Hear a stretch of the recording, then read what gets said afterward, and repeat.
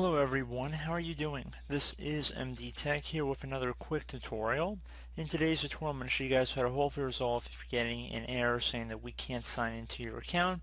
This problem can often be fixed by signing out of your account and then signing back in. If you don't sign out now, any files you create or changes you make will be lost.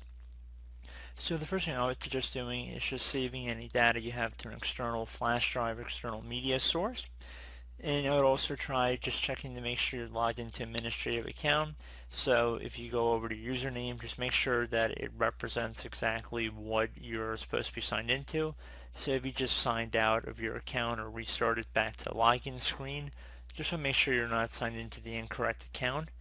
Next thing I would try would be to open up the Registry Editor. So left click on the start button one time, type regedit, so R-E-G-E-D-I-T.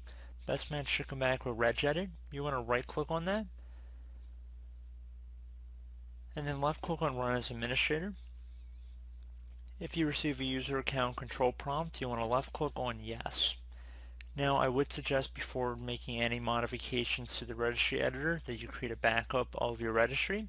In order to do that, you should go up to the top left and left click on the file tab and then left click on export. Then you just rename the file whatever you want, save as type registry file. So if you wanted to name it preferably like a date or something so you knew when we were going to restore it back to, you're more than welcome to.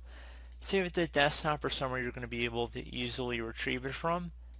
And then once you're done, if you ever have to go back and re-import it in, just go up to the file tab and then left click on import and you just would import that same file. So pretty straightforward. So after you make a backup, I would suggest navigating over to HKey local machine. So either double click on the folder or left click on the little arrow next to it on the left to expand that selection. Now you want to expand the software folder. Now expand Microsoft, so left click on the little arrow next to that one as well. Now you want to go down to Windows NT. So I'm going to scroll down here, right here, and again expand that, expand current version. Now you want to go and expand profile list. So now you're going to see several subfolders in here.